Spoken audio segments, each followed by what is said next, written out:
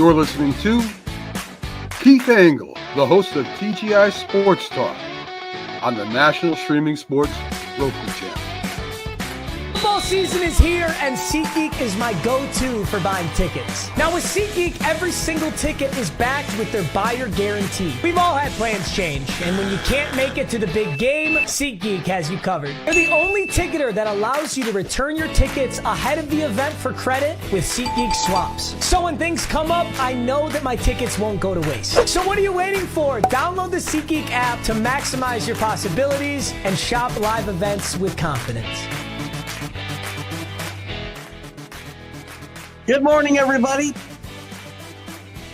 Keith Engle here with TGI Sports Talks One with Keith Engle. Hope everybody's had a great holiday season. Happy New Year to everybody. Hopefully you celebrate it safely and joyfully with your family and friends. We had a great time here ourselves and got a little snow here in the Northeast yesterday. So real quick, I want to welcome everybody watching on Facebook, our TGI Sports Talk page, my personal page. We're live on YouTube. We're live on Twitter. We're live on Roku on the National Streaming Sports Network. We want to thank all the groups that allow me to share. John Gonzalez at the Sports Authorities, Flo and the Gang. Sounds like we still got some music playing. Flo and the Gang over there, Bottom Line Sports. Let's Talk Sports, where Flo and the Gang do their podcasting. Ken Krause at Golf Bud, Sports of All Sorts, and many, many, many, many more who allow me to share this, and all the Jet groups I know that allow me to share today's show as we get ready to welcome in our guest, hopefully Richard Todd, who's having a little technical issues getting in the studio. We'll give him a few minutes. While I'm doing that, Ralph Williams, quick shout out to him at RW Media.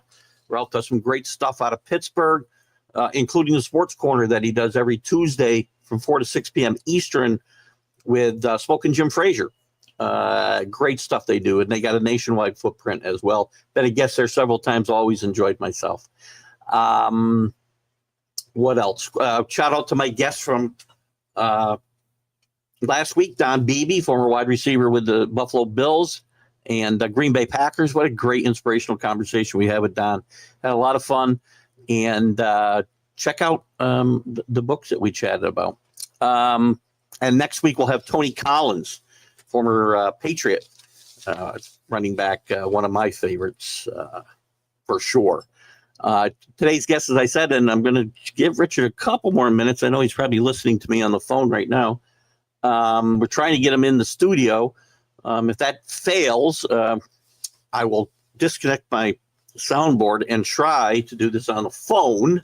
Not sure how well the audio will go in that situation because we haven't had that.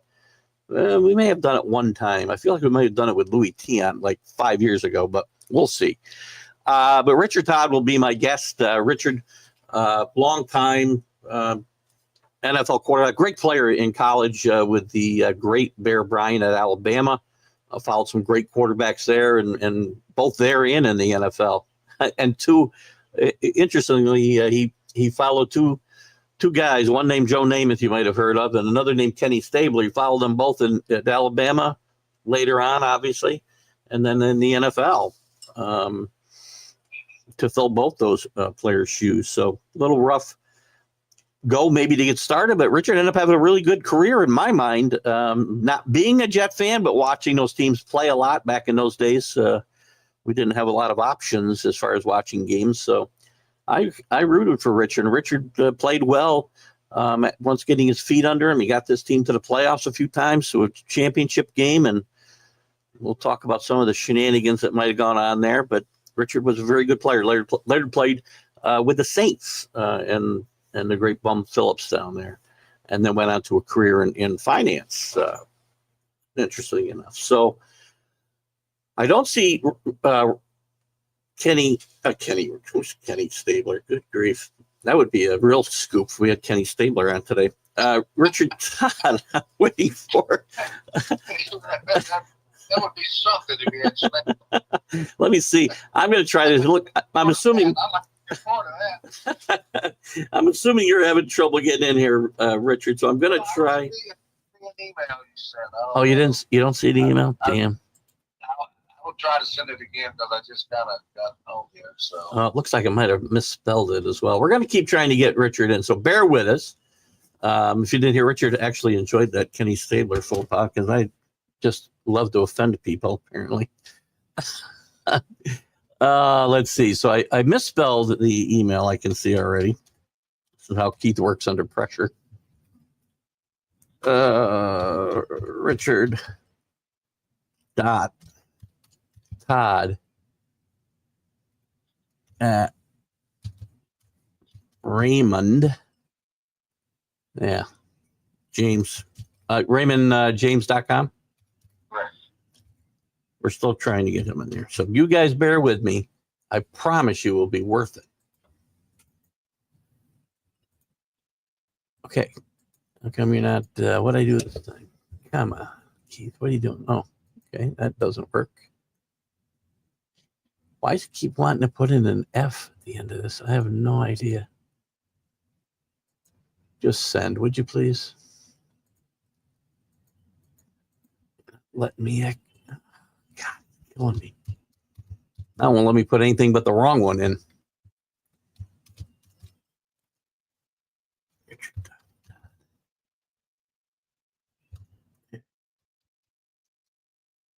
Good live TV, guys. You can't. It doesn't get better than this. I promise you. Could have worked on this yesterday. Yeah, well, it's partly that's my fault. There we go. I just got it off again. So hopefully I sent it to the right one this time. RaymondJames.com. I think it sent it to the wrong one and the right one. So no, it sent it to the wrong one. No, there it goes. Here it says Raymond James. We're working on this, guys. Again, so I'll just go over a couple things about Richard's career while Richard's trying to get in. If it doesn't work, we'll try to. You guys can put some questions up, and I can. We'll have some questions to get started with if you want. You can go from there. Let's see who's with us this morning. Rick's with us. Good morning, Rick Sherlock. Sorry about your Bulldogs yesterday. I told you. AC's with me. He's on my Notre Dame future bet. Good to have you with us. I see a bunch of other people. Of course, a couple of people have jumped off, and I apologize for that. That's my bad.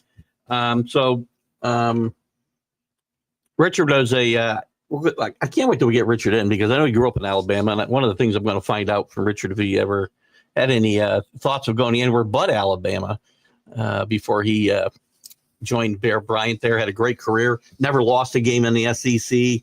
All SEC in 1975, I want to say. Won a national championship, which I am confused about. I got to talk to Richard about it. I know they lost to Notre Dame that year in the Sugar Bowl, but there was a time that they named the national championship before the bowl games. So it may have been that situation. Goes from being a wishbone quarterback in the NFL, in college to the number 6 pick in the draft by the Jets. And that's a task all in itself. And I think some performances in postseason bowls to speak of, one to speak specifically, probably had some effect on that. So, but we'll talk about his adjustment from the South to New York City, replacing Joe Namath. Again, Richard had a really good career. Those were some good Jet teams as they evolved. In the beginning, they weren't. We'll see what his thoughts are on that. And had an interesting coach his first year. So we'll talk about all of that. And we'll see. Richard having any more luck there, Richard? No, I still don't have your message. Interesting. All right, we're going to try something different here.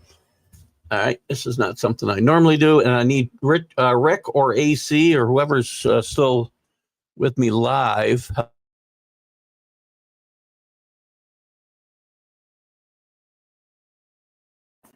All right, we're now going old school. The soundboard's off. Still got my microphone going here. I'm going to try to lower it a little bit so that it's near my phone, and we're going to try to get Richard. We're going to telephone interview today. It's like 1975. All right, Richard, say good morning. Richard Todd, say good morning. Let me see if we can get it sound. How you doing today? We are doing great up here in New York. You guys, please give me a thumbs up of how well you or not well you can hear Richard, and I pray to God you can hear him good enough to get through this interview, or we'll go to some contingency. Linda says it might be in his spam. It could be in your spam folder, I guess, the thing, Richard, but I guess we won't worry about that at this point. Thank you, Linda. We had a problem with the first email. He was unable to get in with his browser. We had some problems. Happens now and again, and we probably should have tested it first. But somebody give me a little heads up on the sound. So Richard, let's get into this. Tell me a little bit about, you grew up in Alabama, went to Mobile High School, were a star quarterback there. What were your early influences in life? What was it growing up, your youth like in Alabama before you became the big man on campus, if you will? Oh, I was always liked sports. I did, football.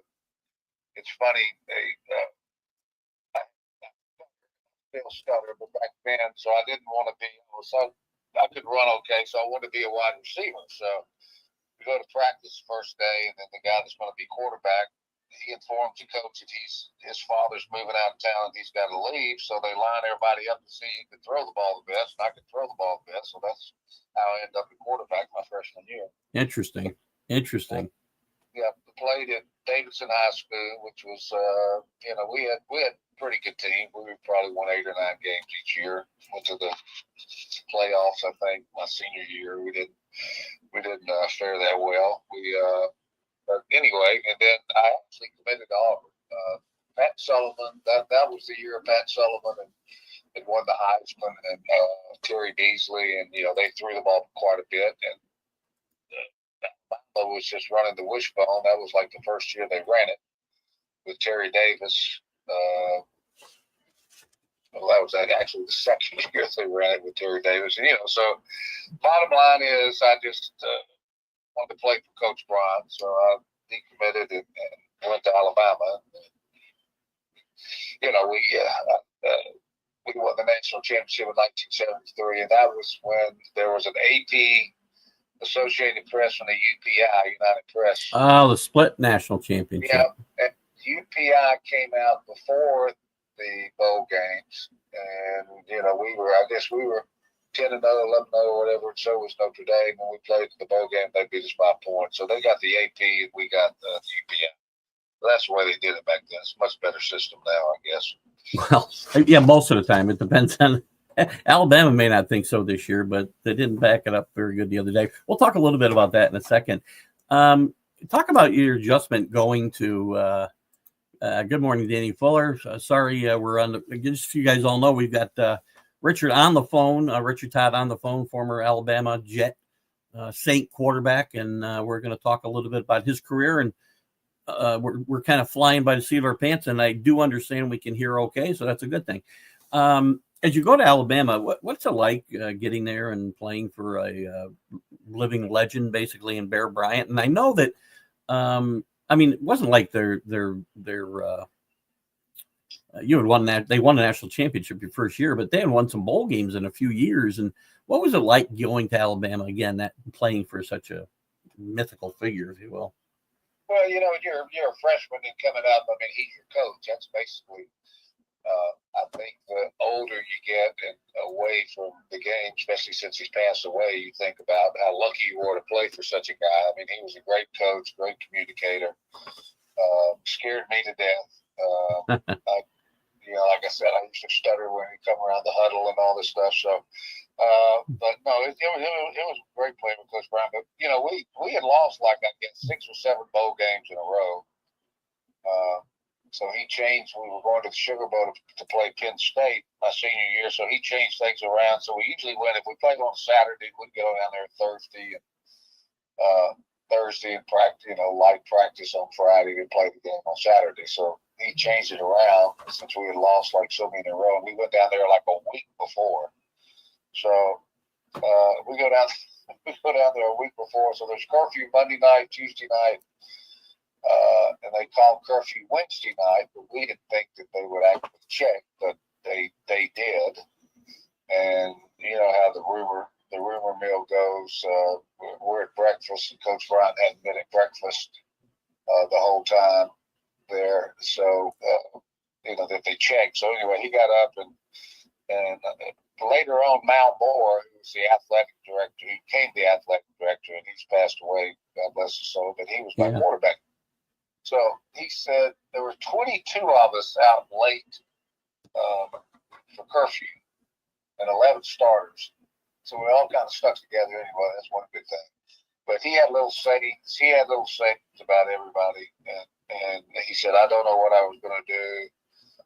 But Mal Moore said he had a bus that was coming down to pick all those 22 players up and take them to Tuscaloosa from New Orleans. And they talked him out of it. So he said, what I'm going to do is I'm sending all this, for example, Richard Todd, myself, being from Mobile, he's going to send it to the papers and say what time you were out. They couldn't find you, da-da-da. And he did that to everybody's home paper, the 22 players, and said, so if we lose this game, they won't blame me. So, and thank goodness we won. You got to cover your bases. That's a good job by the coach there. What would you consider your personal signature moment at Alabama? Well, I don't know. I think the senior year we started off. We played Missouri, and they came. We played Missouri on national TV. There weren't that many games, like you say back then, on TV like there are now. Right. They had a running back, Tony Galbraith, if people remember him. He's a great running back. And they ran all over us. They came up there with a 9-man line or 8-man line, and we couldn't figure it out who to block, and they beat us 20-7. It was embarrassing. And then we came back, and we just whipped everybody else we played. I think that was and my senior year, I mean, at Alabama, we played like 3 quarterbacks a game. Right. And when I was a sophomore, I was a backup, and I played as much as the starter did. So we played a lot of quarterbacks, played a lot of people. But I guess my senior year, I played the whole Tennessee game, I played the whole Auburn game, and I played the whole bowl game. And I always say that was just to win a bowl game and to beat Auburn 30-0 like we did, and we beat UT, who had a really good team that year. So we finally won a bowl game. So that I guess my senior year, I think we all kind of learned from that first game. It was like when you're at Alabama, you don't lose very much, so it's like it was just horrible. It was like somebody had died when you lost that first game. It was like that whole season going on, and we already lost.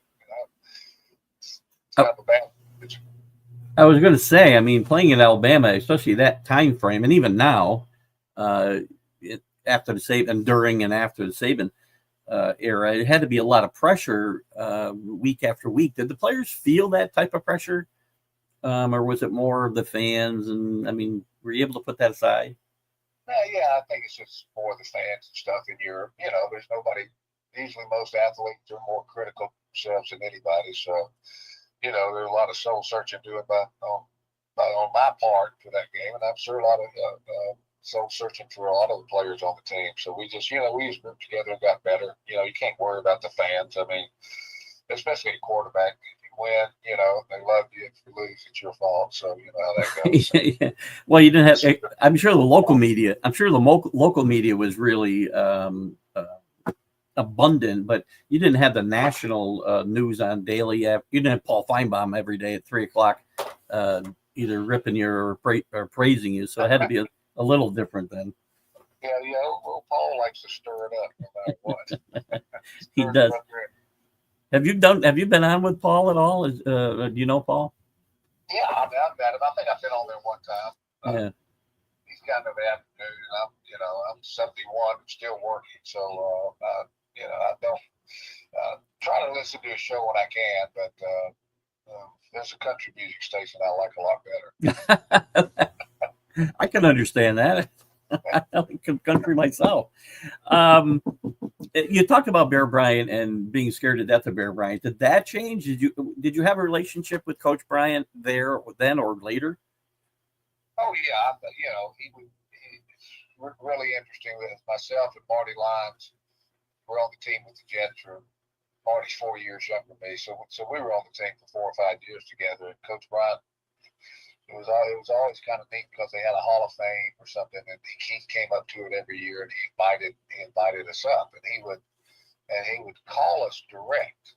Well, there weren't cell phones back then. He'd call like the Jets training camp, and he'd go, let me talk to Marty or Richard, and then he'd talk to and invite us, and then he'd invite Marty or invite me first. Well, it was, I guess whoever got to the phone first, but we always liked that. So we'd go and we'd talk to Coach Bryant. It was fun.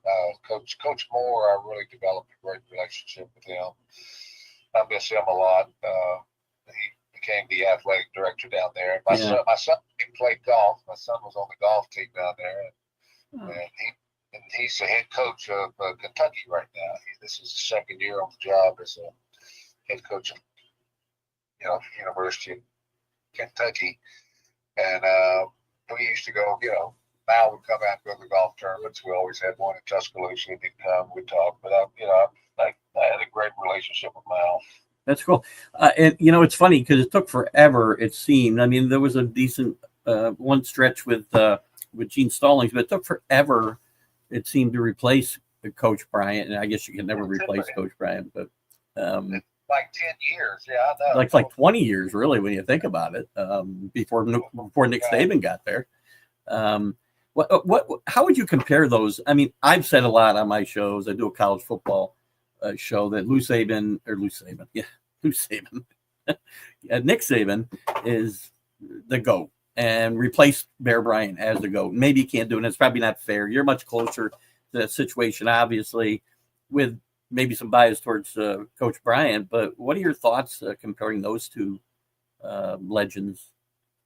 Well, if you remember back in the day, it's funny. I'll give you a recruiting story, and then when I was being recruited by Coach Bryant, the reason I committed to Auburn was right after I go up there, and it just shows Coach Bryant, and he doesn't BS around or give any small talk. So when I went up there, I came from Davidson High School. We threw a lot, ran options and all that stuff. So you go up there. So the guy recruiting me, Bob Tyler, who ended up being the head coach of Mississippi State later on, he said, ask Coach Bryant, if you come here, will they throw the ball more? So I said, okay. So I had my parents sitting beside me. So I said, Coach, if I come here, we'll throw the ball more. And he's puffing on those Marlboros without the film. And he repeats the question. He goes, if you come here, will we throw the ball? Makes a puff on a cigarette. And he goes, no. and then he says it again. If you come here, will we throw more? He puffs the cigarette. He says, no. And he says, we had one of the best passers we ever had. We got Scott Hunter and all the yards he threw for. And he said, we went 6-6 or whatever. So then he repeats the question again. So, what I'm saying is Coach Bryant, he had gone to the wishbone at that time and just completely changed his whole offense, which to me took a lot of balls. Yeah. He just changed everything around and started having success with the wishbone and stuck with it. And I think that's what made him won several national championships with the wishbone. And then, it was just a different time. When I signed, I think we signed 48 guys. So now you can only sign 25 nowadays. And then Coach Saban comes in. It's a total different generation, but it's still old school. It's not like it is now, where he's gotten out with the portal and all this NIL and everything else. But Coach Saban's he came in. I remember when he first started out, he had all these big old defensive linemen and all that. The option, I remember we played Utah in a bowl game and just got beat crazy like. I was at the game. And then he just switched to these, more mobile linebackers. So he's made a lot of adjustments for football, in his life. But, I'd have to say, both coaches are great. They're different areas. Right. Probably what Saban had to do with, 25 scholarships compared to where you could sign as many as you wanted to back in the day. So anyway, it's just a lot different. Well, you mentioned the NIL and the portal and all that, and those are part of the things that chased Coach Saban out by all accounts. If this was available back in the day, do you think that you would have considered going into the portal and maybe someplace where you could play more a game you feel you might have been more adapted for? No, because I didn't have any choices back then, so it doesn't matter. But no, I went to Alabama. I was always a pretty decent runner, so I don't think I'm some great runner. I'm not a right. Willie Shelby like we had, or several great running backs, Mike Stock, people like that we had. But I could run. So I went to Alabama just I knew I was going to be playing the wishbone, so I didn't have any didn't have any preconceived notions about getting out of there after that. Yeah, did you? It brings up a good point. As you have a very good career at Alabama, but again, running the type of offense that they ran, your pro prospects.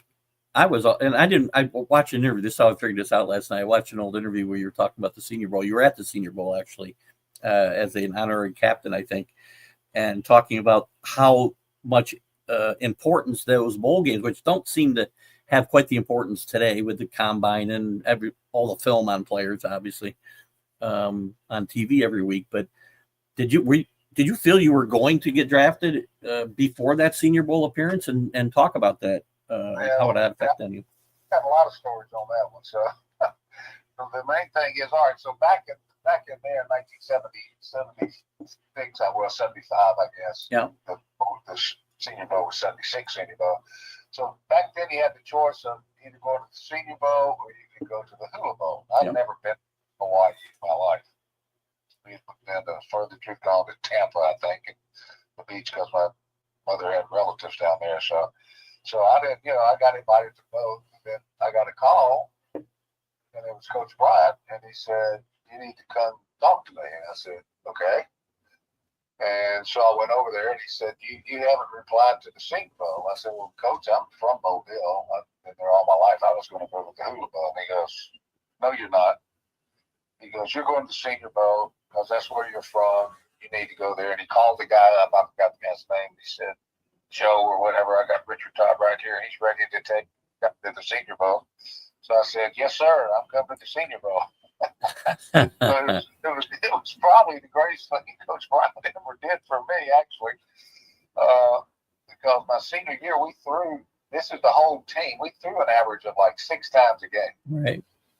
And, like I said, I wasn't the only one playing quarterback. We had a lot of other guys playing too. So I played the Senior Bowl. We had Steve Largent. Steve Largent was like a dream. I could read him after the first day. He was like, as soon as, you drop back and you knew he was going to run out or curl, you could read what he's doing, just throw it to him. He was an unbelievable receiver and had a great career. I think he's in the Hall of Fame. Yeah, he is. Where did he go to school? Did he go to Tulsa? Where did he go to school? I think he went to Tulsa. He went to Tulsa, yeah. I really enjoyed it. He's a really great guy. And we kind of lit it up. I think I played for a half and threw for like 320 yards. Still one of the most passing yards down there. And that, so Ray Perkins, who I knew at Alabama, he was still playing with Dallas. He worked out a little bit when I was a freshman down there, and I threw to him, whatever. But I think he was the receivers coach at that time with New England. And he told me before the game, he goes, "Richard, you'll probably be drafted in the 4th or 5th round as an athlete." I go, "That'd be great." I said, "I just want to get a chance to play." He goes, "Oh, you'll get a chance, da da da."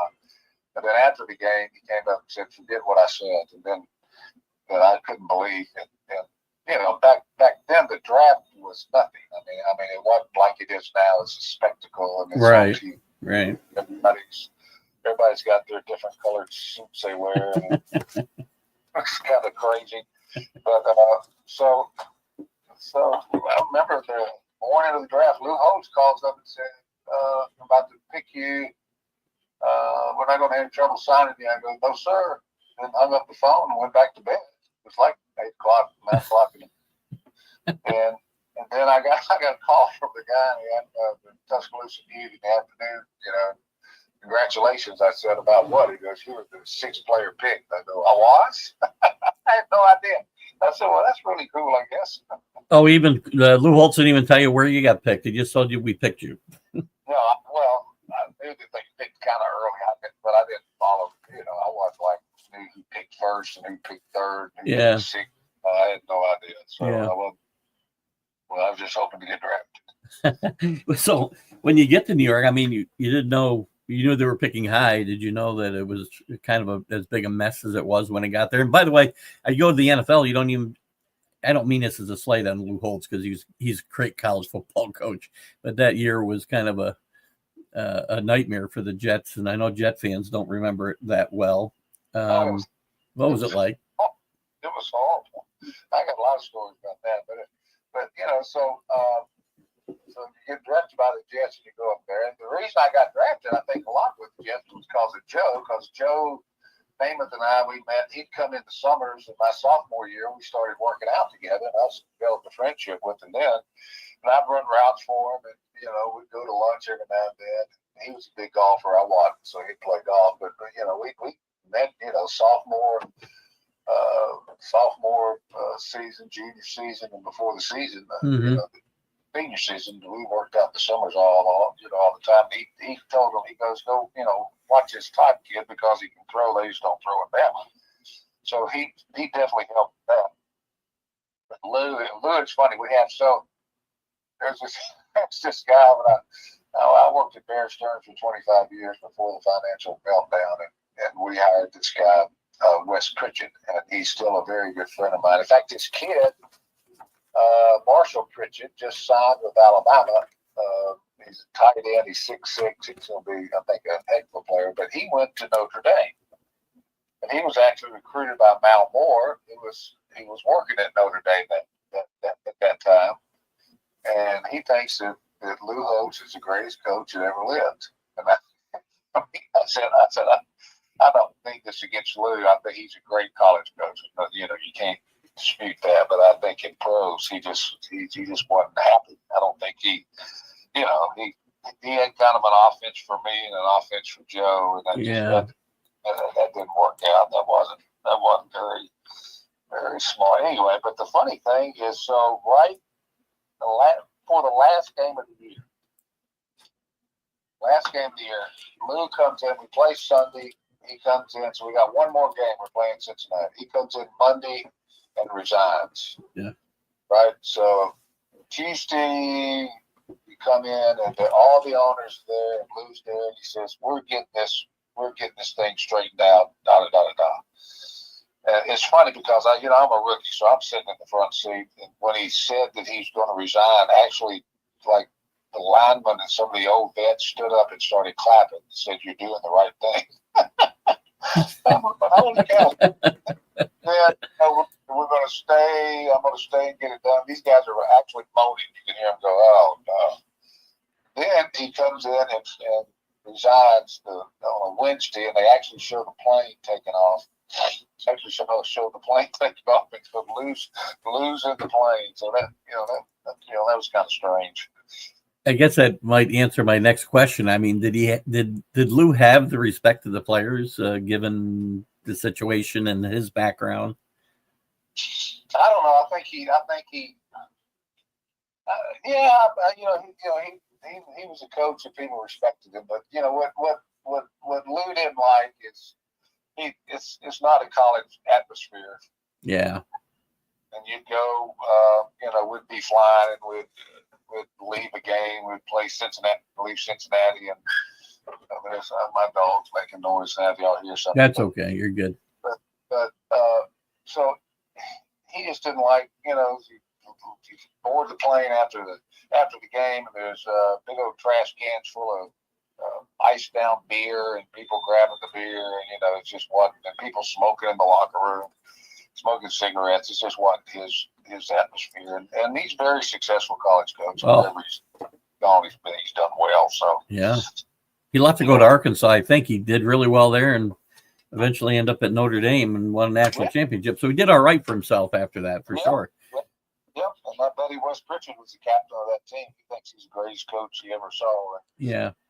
We had a little difference of opinion, but you can't. I mean, Lou is, and I kid everybody because Lou's the one that drafted me number one. So I always say, I got Lou Holtz out of football when he drafted me number one.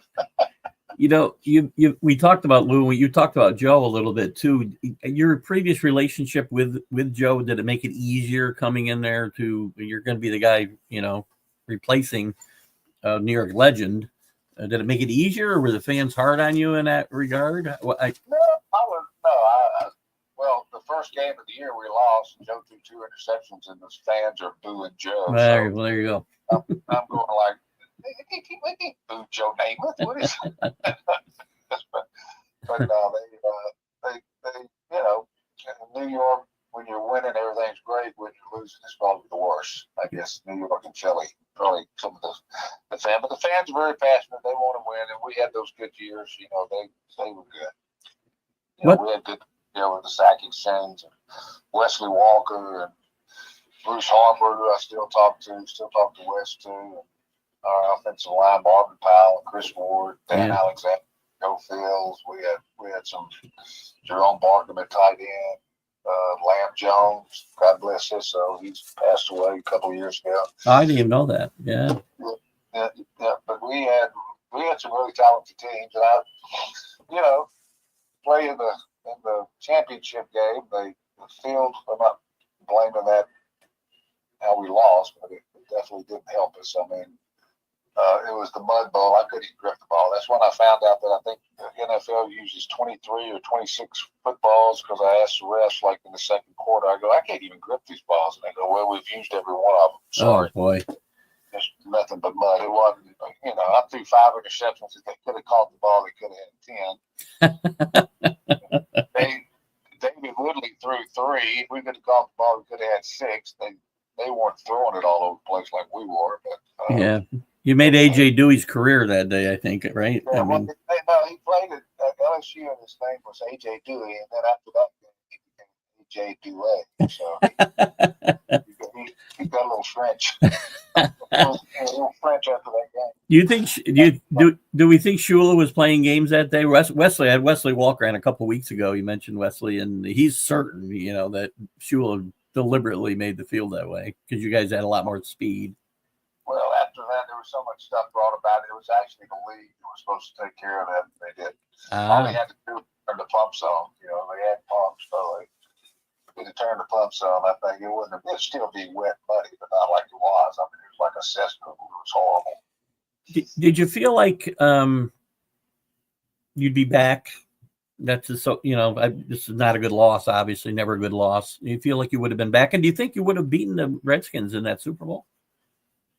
I don't know. The Redskins are really good, but we kind of matched up with them very well with our defensive line and Sack Exchange, and those guys could handle the run. So it would have been interesting to have played that game, to say the least, but we didn't get a chance to. I hadn't thought about that much. Wish we'd have gotten there. But you got to give him. One of my best friends, and still is in my life, is a guy named Bob Baumhauer. He's part of the Killer Bees. Yeah. He played. He's a year younger than me, and I was in his wedding. He was in mine. We still talk 2 or 3 times a week. And he's just a dear friend. But they beat us 3 times that year, so you can't sit there. But I think we would have had a much better chance if we had to drive. We had more speed than they did. And they do that. Yeah. And the team after that, that took kind of a downturn success-wise in New York. Walt Michaels was a coach that built this team up to be what it was. I mean, what are your thoughts on Coach Michaels and why wasn't the success sustained, do you think, in New York at that point in time? I don't. He said something on the plane, and I don't know what it was coming back from Miami after that game, and he ended up getting canned. So I don't know. Walt, I liked Walt a lot. He was, he kind of left the offense alone. He was a great defensive coach, but he was a good, you could relay to him. I just think there might have been some people after him. Yeah.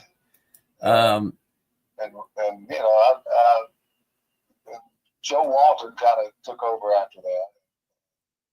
Joe was a good offensive coordinator, but I don't, he traded me, so I don't have to, I don't know if he's passed away, but I don't think he and I had that great of a relationship the whole time I was there. He was never very supportive, I thought, of anything he did. But And, it's when a new coach comes in, they had Kenny O'Brien, and Kenny was a great player. Yeah. He's still a friend of mine too. And Kenny did a great job. So, when a new coach comes in, they want their own quarterback, and there's nothing wrong with that. That's kind of what the league does every year. Were you still on the team when Kenny played, or had you already moved on to New Orleans? No, he played. I guess he was drafted. That was the '83 draft when they had. Right. The back was Marino, and he was picked last. Right. Because I guess they found marijuana in his room, is what I heard when he was seen in Pittsburgh. Now it's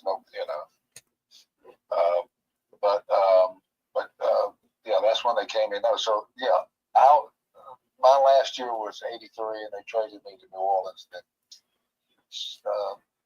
O'Brien took over.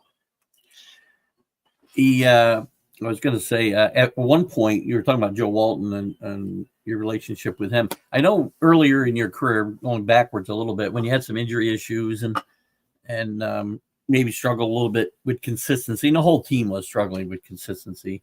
Matt Robinson got in and had a few games, and there was a bit of a quarterback controversy in some people's minds.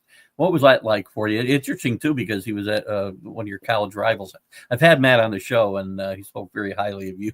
But Matt beat me out. There's no doubt about it. Yeah, I broke my collarbone and came in, and so we had a little battle in the summer because when I got hurt, Matt was a gamer. I describe it at practice. He didn't look that impressive, but when Matt got in the game, Matt was a player. In fact, we had him from Georgia, and we had Pat Bryant. Yeah. From me, so we had 3 SEC quarterbacks in there at one point. We were all good friends. We're all about the same age, not that much difference. And but Matt did, and Matt started, and then I don't know if he talked about that, but there was controversy. He hurt his thumb on his throwing hand and didn't tell anybody, and then his thumb baked up, and coach got mad and started me over him after that. Then they traded Matt to Denver, and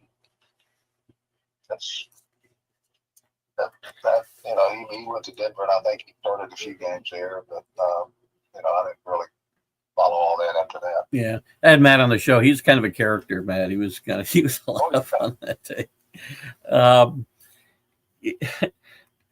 Wesley talked a lot about, you mentioned the sack exchange and that great front four, but he seemed to think a lot of some of the team's issues not being able to get over the top maybe was tied to some of the dynamics on the team and maybe amongst those guys. What was your view of the sack exchange? And I don't know if you saw the recent, I think it was a 30 for 30 on the sack exchange, and Gastineau's recent, run-in with Brett Favre. What are your thoughts on all of that?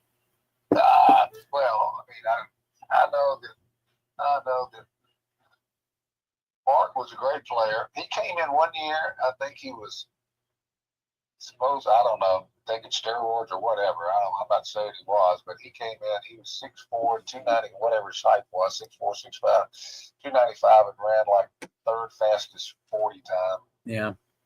And that's just incredible, like a 4.40. He was an unbelievable athlete. But I didn't play defensive line. I know that Marty was a good friend. Joe Klecko was a good friend. I loved Abdul. But Abdul would never say much, but Marty and Joe would say that, he's supposed to be stunting inside and he stunts outside, and he just all he wants to do is try and get a sack. But hey, he was a great athlete, and that Brett Favre stuff, that could have been all planned out. I don't know. That seems kind of weird that happened right while they're filming. 2 days before they're going to release the 30 for 30, where they find this video from a year ago, right? That seems kind of weird, but I just hope he's all right. Mark, I think he said Mark's some Parkinson's, and I think some cancer issues too. So I just pray for him and hope he's okay. And it seemed like a lot of bitterness, which is, at our age, that's not good. No, it eats away at you, that type of negative energy, right? I mean, it's not good. But I I can understand, I guess, why he would be a little upset at Brett Favre. But any of these guys? How many of these guys? I know Wesley said he has contact with you. How about any of these? Sorry, I just dropped you down. Hope you're all right. Yeah. I had just set up here nicely, so I didn't have to hold the phone. I had just set on my headset. That's right next to the mic. Well, I went to a signing, I don't know, a year and a half ago, and I saw everybody. I mean, I saw Marty looks the same, Joe looks the same. Abdul was in a wheelchair, and he's passed now, and Mark actually very good.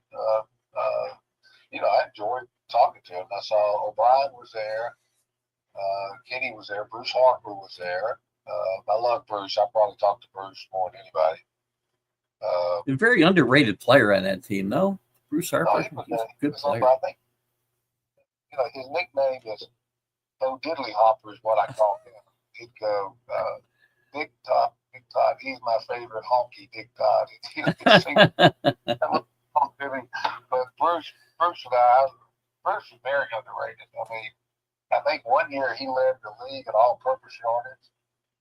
He'd run kickoffs and punts, and he'd put him in third down, and then try to put a fast linebacker on him. He couldn't cover him. Then they'd put a cornerback on him, and he couldn't cover him. Then they'd try a big safety or something. I mean, nobody could cover him. I mean, he was smart. He could read zones, man.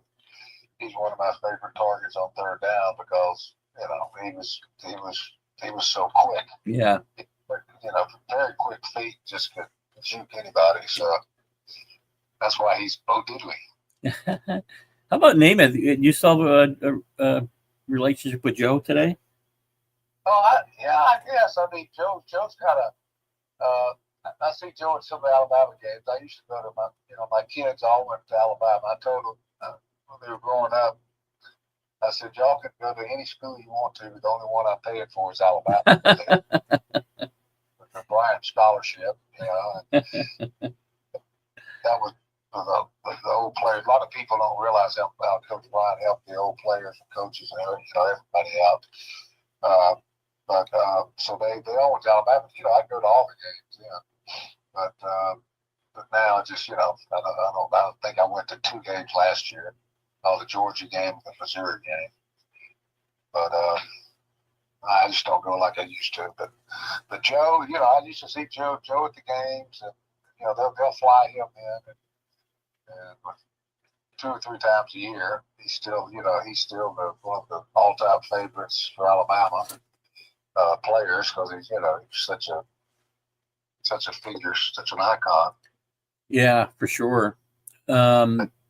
He's I'm 71. He's 11 years older than me, so I guess he's getting close to 81, 82. I mean, getting close to 82. No, I like Joe. Joe was always nice to me, and believe me, there were some people. I mean, if Joe liked you, you knew it, and if he didn't like you, you knew it too. That's interesting. I don't think I've ever heard that said. That's interesting. Yeah. So Joe was a great guy. I still look up to him. In 1969, he was my hero, man. I was in the 8th grade. Joe was the greatest thing that ever was. Still is. I've reached an age where I watch TV channels where he's pitching me insurance every time there's a commercial on there. So. Oh, it's that or Medicaid. Yeah, maybe that's what it is. Maybe it's Medicaid. Right.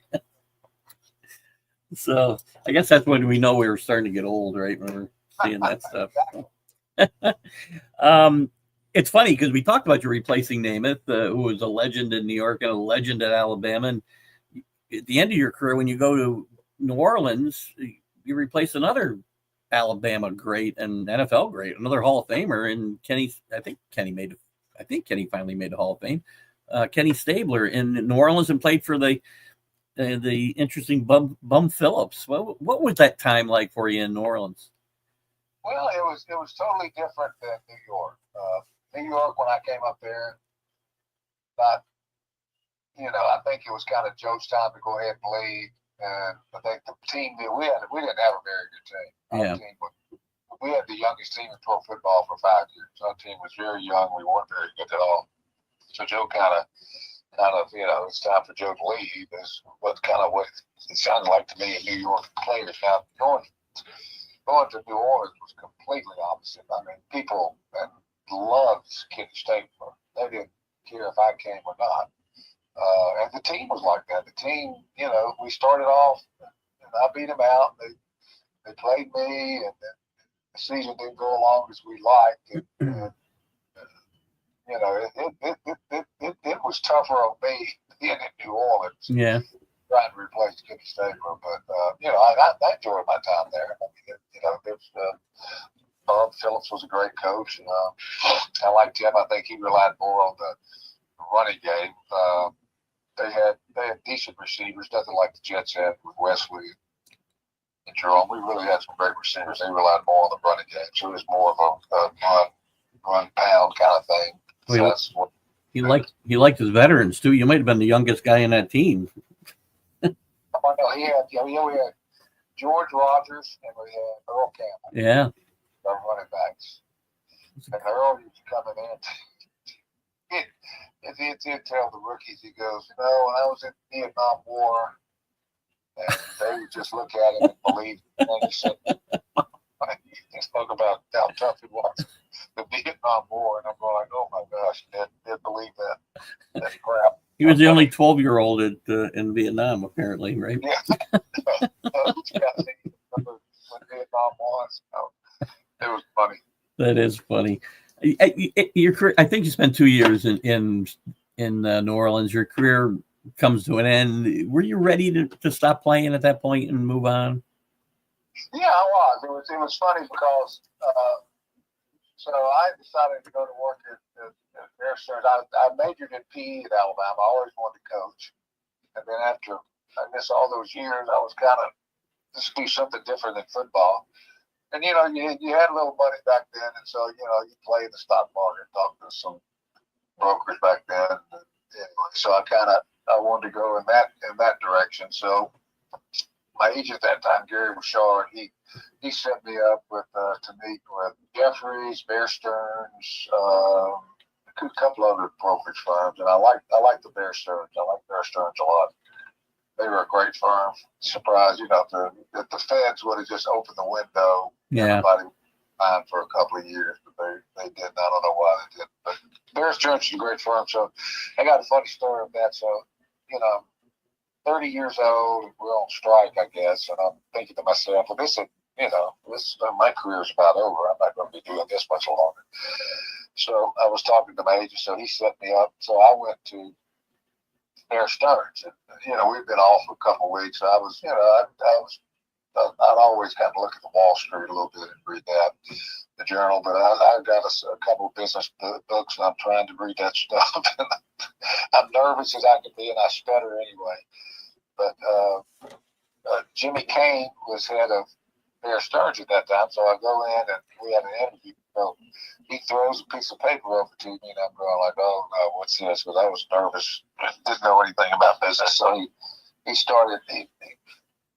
So what he said were the NFL games that were going to be held that week if the season was still going on. We were on strike. So the first one I remember, he goes, New York Giants at Dallas -4. Dallas -4. Who would you take? So we started arguing about spreads. Spreads in the games. And anyway, we had great. It was an hour interview, and all we did was talk about football and the games. And so he said, "Well, we're going to offer you a job." He goes, "You're going to go into sales because you get along with people. I can tell that. And salesmen, you got to be able to sell yourself and be able to relate to other people." And he said, "You made me laugh and you made me interested." So anyway. So they offered me a job. That's when I started. And then I was going to start at Bear Stearns officially in the training program. And then Ken O'Brien got hurt. So Joe Walton, who I really didn't have much feeling for him and him for me either, called up and I said, "Nah, I appreciate it, but I'm just going to go on to Bear Stearns. I'm going to start there next week."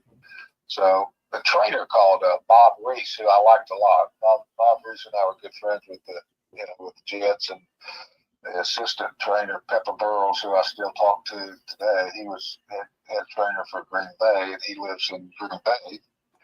And I talk to him all the time, too. But anyway, so Bob called up and said, "All right, Richard, look, if you come, they'll keep you for 3 games and you get another year on your pension. I said, well, yeah, that sounds kind of interesting. So I called up. In fact, there was Herman Sandler who was hiring me with the FSG group. And I don't know if you remember Herman Sandler and Tom O'Neill. They started the firm Sandler and O'Neill. And Herman was one of the first bodies they found in 9/11. Oh, geez. Yeah, I know. I knew a lot of those guys. That's They sad.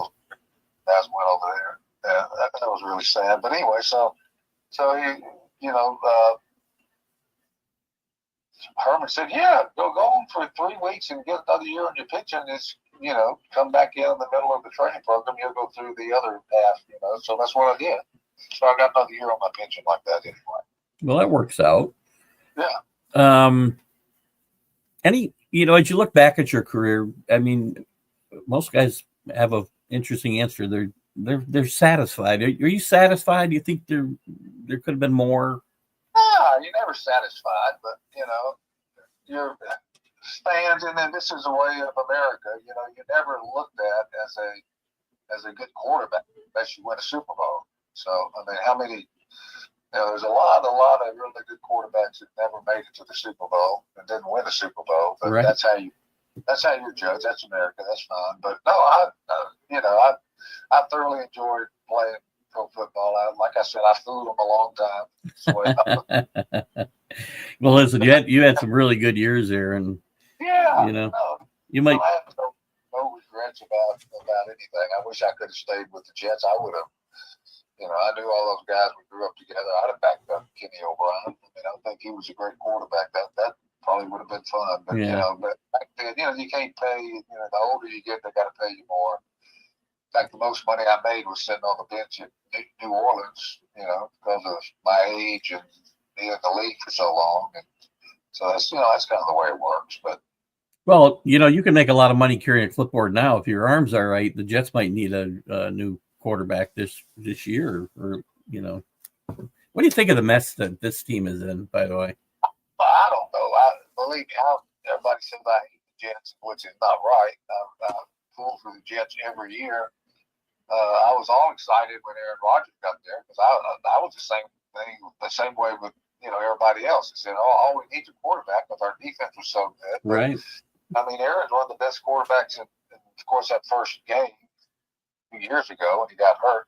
That was a bummer. But I mean, this year he played, the defense wasn't good at all. I don't know. I thought the defense was a big point of the Jets. And all he needed was a quarterback. And if you look at Aaron's numbers, they weren't bad at all. I mean, he had a rating of the 80s or low 90s. I mean, that's pretty damn good. But I don't know the Jets. They're kind of I'm full for them. But I'll probably back when I was playing, I'd be a fan booing too. So I don't know. Well, there's certainly a curse hanging over this team. I don't know what it is.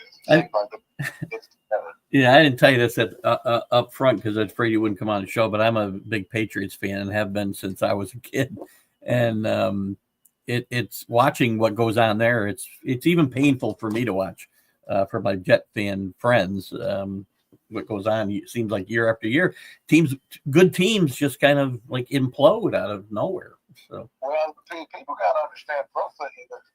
It's not like college football. The worst college teams in the nation is not going to beat the best team. Right. In pro football, the worst team can beat the best team on any given Sunday or whatever. I mean, there's not that much difference in talent. I mean, you've got the quarterback at Kansas City, Mahomes, who's really incredible.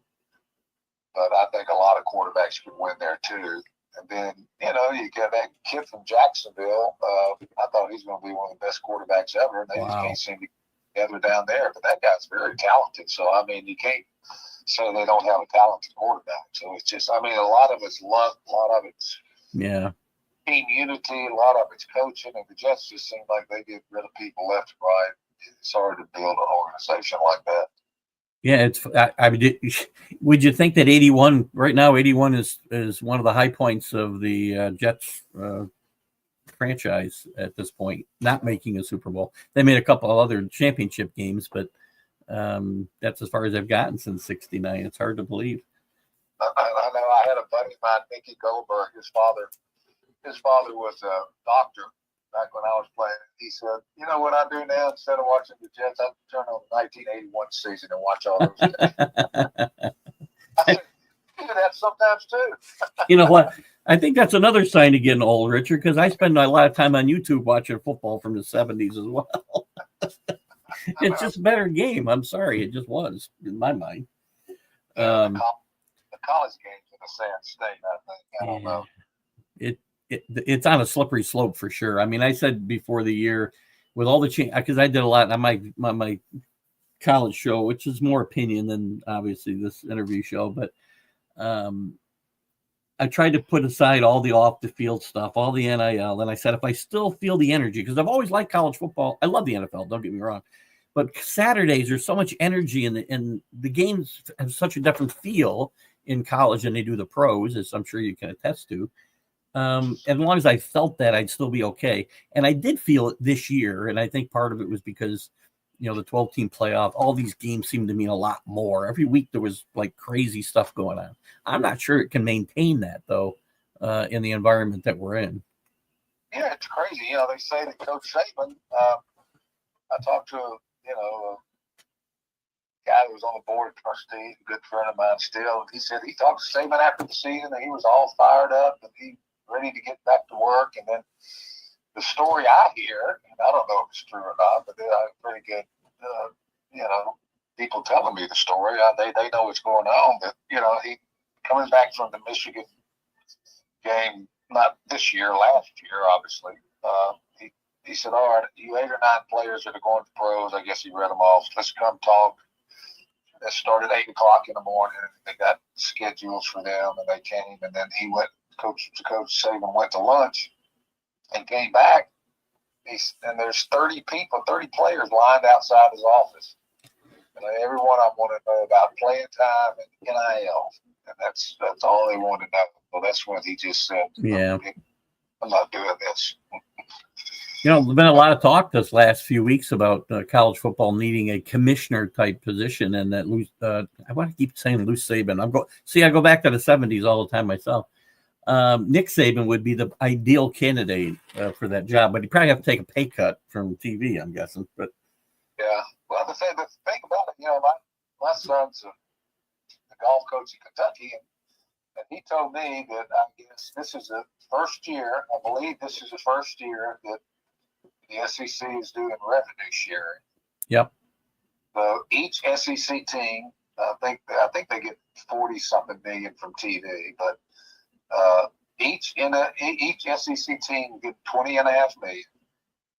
And he broke down what Kentucky's going to do with it. And that $20.5 million is to revenue share with players. All sports, though, right? It's all sports. Yeah. They had, like you can imagine, how much for football and men's football. And then after, I don't want to tell what he said, but it's, majority's going to football, and the rest, a lot of what's left going to men's basketball, and then a small percentage is going to women's basketball, and then what's left is going to all the other sports. So, they're just taking care of the revenue. That's the ones they make money off of. Yeah. The golf team got a couple boxes of balls or something, or? Yeah. I mean, you got somebody, my son with the golf team, there's not much, NIL going on. Yeah, right. Let me, viewers, I got a couple comments from the viewers or questions I want to get to, and then I'm going to let you run. And I apologize for our little technical issues, but I think we've made it through it fairly well unscathed since we got going here. I appreciate that. Let me just run through. There's not a lot here this morning, but Denny Fuller talks about the Bears still his GOAT of college football coaches. So we talked about that a little bit. He also says you're the GOAT of Davidson High School. So did anybody else ever come out of Davidson that we would know, by the way, Richard? Yeah, I think there's several guys who play professional football from Davidson. I know a couple of safeties or defensive backs that I remember, but I can't remember their names, but they were way after me. But yeah, there's been several good players out of Davidson. Cool. Bill Pulver, good morning, Billy. He's a big Jet fan. He wants to know if you remember having a teammate by the name of Russ Pollard. Yeah, I remember Russ. I don't remember the name. What position did Russ play? You remember? No. We remember him. Maybe Billy can help us out. That's interesting. Dandy says, "What?" And I guess you saw this up. Well, maybe you didn't because you were playing in Shea. You didn't share the Meadowlands with the Jets at the time. But what do you think was a better fan base in New York in your eyes, the Jets or the Giants? It seemed like to me the Yankees fans were always fans, and the Mets fans were always Jet fans. It seemed like to me that's the way it was broken down. But I don't. They're both very, very, very passionate fan bases. All good. We talked about your early career. We didn't talk about Shea Stadium. Playing Shea Stadium was not the easiest place to play football either, right? No, they had the dirt field. It was a baseball stadium, and Leon Hess came in there and wanted to. That's why he went to the Meadowlands. He wanted to come in and build suites, boxes, and all this stuff. The city wouldn't let him do it. The Mets wouldn't let him do it. So that's why he went to the Meadowlands. Interesting. Yeah, nobody's in New York now. Danny Filler talking about eating places. So you played in New York. You grew up in Alabama in the South, and played in New Orleans. Where was the best restaurants in Louisiana? That's what he's asking. No, I think New York has as good a restaurants as anybody. Now, I like seafood. I like oysters and all that. So, of course, that's a lot better. Yeah. Better than New Orleans than it was in New York. But New York, they got great restaurants. I love going to New York and eat. I am not sure what CA is asking me here. He says smoking flights during childhood, however, in many ways more fond memories. I'm not sure where that comes from, but CA is a little eclectic, so I'm not sure. I'm not really sure. I can't make a question or a statement out of that one. So thanks, CA. If you got anything else, just let me know. Rick talks about who's your craziest teammate? Well, now it's turned the craziest teammate. We're all crazy back then. I'll tell you a funny story. Anyway, so this is back in the day where they didn't arrest people like they do now if you're an athlete. So we were at training camp, and Joe Klecko, Dan Alexander, maybe Scott Durkee, we're all riding around in my Chevrolet Blazer, which I had a big old bumper on it. Nice. So we're running around the Hofstra, where we had camp, and all that. We all go to this place and have beer right after training camp on the 2 days. So we're riding around the neighborhood, and we come up on a stop sign or something. Joe says, "Run over it." So I knocked down the stop sign with my Blazer. We're all drinking, and then all of a sudden they pop right behind us, and he pulls us over. And Joe's laughing, I'm laughing, we're all laughing. What are y'all doing? So we realized we were, football players with the Jets, and nowadays they'd arrest you in a second. I was driving, so I'd be put in jail so quick. But he said, okay, y'all follow me to camp. So he actually led the way and took us to camp and let us go. So yeah, today you might not get away with it, but things have changed, right? But I don't think we had people crazy, because it's kind of hard to be crazy and keep a job playing pro football. You got to be ready every day for practice and everything else. I mean, we had a lot of guys that enjoyed life. I'll put it like that. But I don't remember anybody being really crazy. CA did qualify his statement. He was talking about smoking. You had mentioned something about smoking, and I think might have been Dan Marino, actually, but he was talking about smoking. Oh, you're smoking in a locker room, I think you might have mentioned. And Lou Holtz's issue, right? That's why he was making those comments. I smoked cigarettes in the locker room. I didn't like cigarettes. I like cigars. But I didn't smoke a cigar in the locker room. Well, it's a totally different. I remember there's a very famous picture of Lenny Dawson taking a puff during the halftime of the first Super Bowl in the locker room. Yeah, I know. That's just, Lou Holtz didn't like that. Yeah. I got just a couple more things here. By the way, who was the best teammate you had? Who was the best guy to have as your teammate? Oh, looking back, but we had a lot of great teammates. I go, the guy I respected and really liked a lot was Joe Klecko. I think he was a great leader. He led by leadership on and off, the field. He'd keep everybody together. That defensive line. I think Joe Fields for us, our center. Yeah, underrated player. Yeah, he was a great player. Kept everybody kind of in line too. But Marvin Powell was a good one. We had great guys that were really not really, I would say, loud and get your face kind of people, but they kind of kept the discipline going. I missed part of Rick's question. He does ask this, and not everybody wants to go this way. And I'm not going to put you on the spot if you don't want to answer it. But he wants to know the biggest is his word is jerk. But who was there a guy you didn't like playing with, or I'll say against, just to give you a little bit of a. No, I mean, all the teammates. I think the most controversial was Mark. Yeah. But because a lot of people just thought he was very selfish, and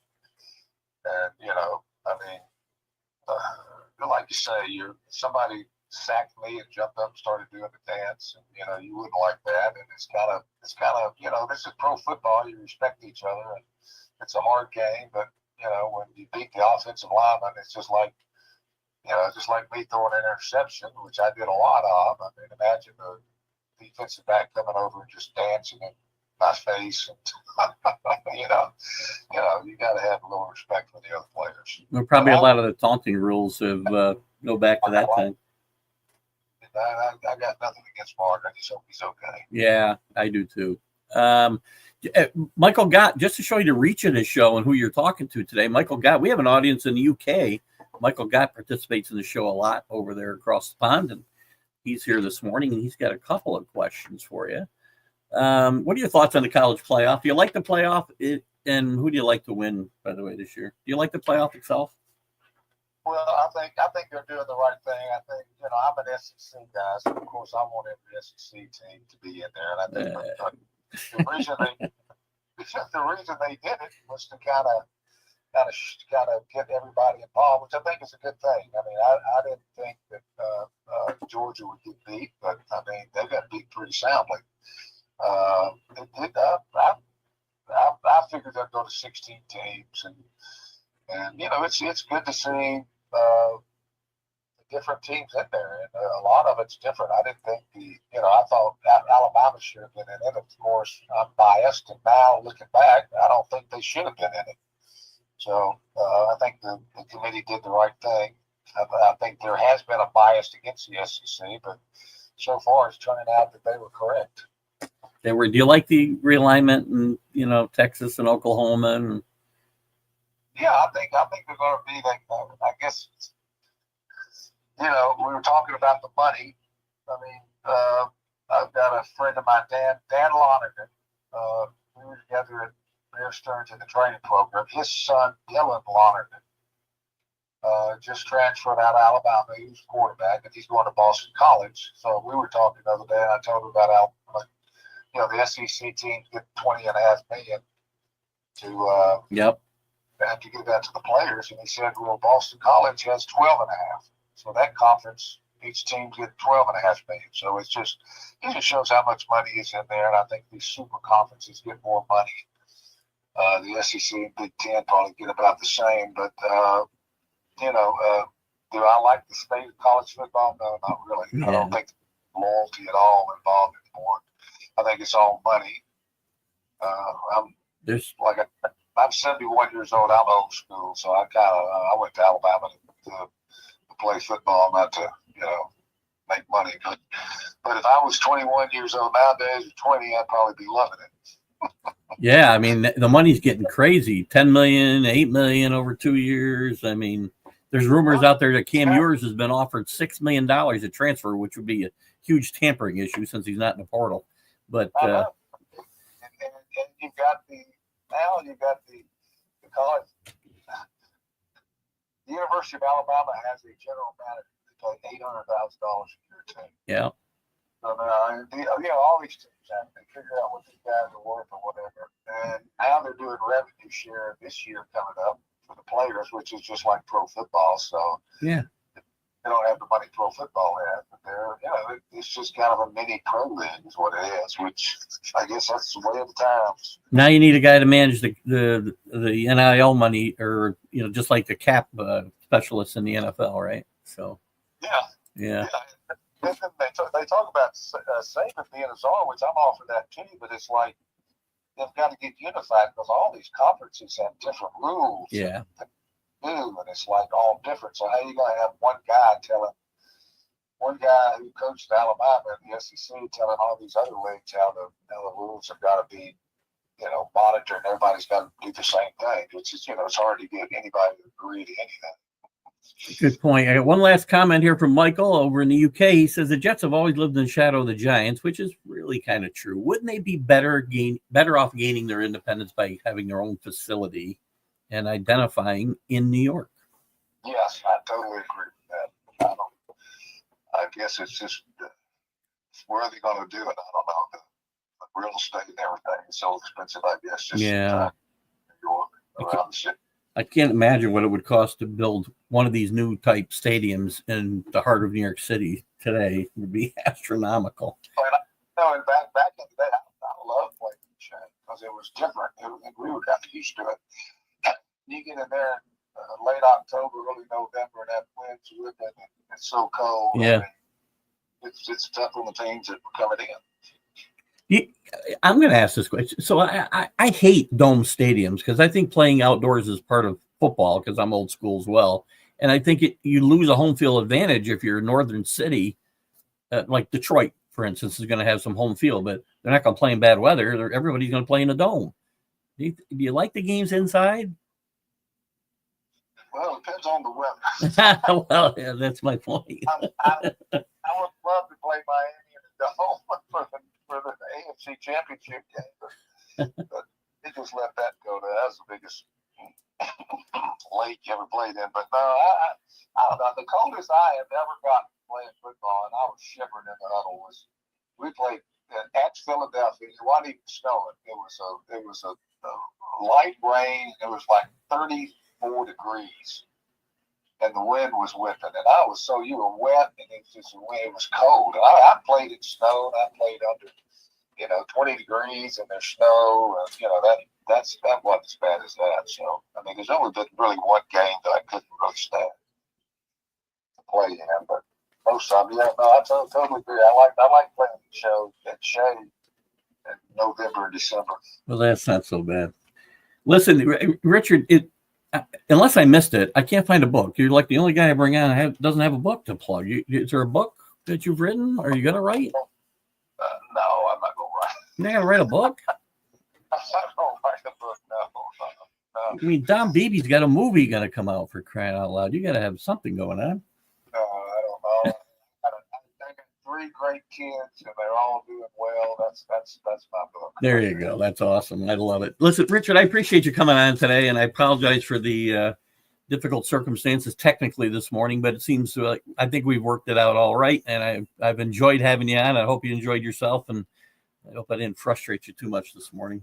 No, yes, sir. I appreciate it. No problem at all. I appreciate it so much, and maybe we got to get your son on because I want to talk to a college coach, a golf coach, about the challenges of coaching at the NCAA level in a non-revenue generating sport.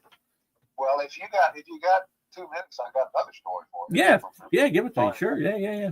So the only reason I keep up with this because Gator, I'm not a great golfer or anything else. I just got involved. But no, in July, which is going to help his team. In July, the SEC has designated 6 scholarships for men. It used to be 4.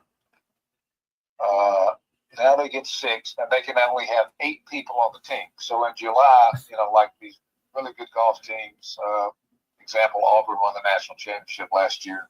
These guys probably have 10 to 11 guys on the team. Alabama probably had 10 to 11 guys on the team. Vanderbilt, where my son used to coach, and has a great program up there with Scott Limbaugh, who's an old Alabama guy too. I love Scott Limbaugh. He's a great coach, but I think they've got 10 or 11 guys. So a lot of these, there's going to be a lot of transfer portal. He's my son's trying to save a couple of spots in the transfer portal because there's going to be some guys. I mean, you got to tell these guys they're gone. So They just had to tell several of his players, or they know it's coming. But in July, every NCAA men's golf team is going to have 8 players, and that's all. So anyway. Well, if he's got spots to fill, I got a couple of years of eligibility left. I just can't carry my own bag. That's all I get. I need help there. Not to be offensive, but I think he has better options. Oh, geez. Thank you, Richard. You just burst my bubble on a Friday morning. Geez. Thank you, though. Listen, I really appreciate it, Richard. I know we went a little long, too, and I do appreciate your patience, and we had a lot of fun today. Thank you so much. Yes, sir. Thank you. You have a great day. Okay, bye-bye. Bye-bye. Guys, Richard Todd, former Alabama great, Jet. Hey, look, he had some great seasons. I know Jet fans. It's funny. I was interested to hear Richard say people think he hates the Jets. I've heard a lot of people talk very highly of Richard Todd. Real fans, I think, understand the situation with the Jets early in his career, and then look at you had a couple of great seasons. You haven't had that many great seasons. In 81, 82, you had some great seasons. So enjoy what you had. And I do appreciate Richard coming on. I apologize, guys, for the technical difficulties. Sometimes it happens. Richard was getting all kinds of crazy messages from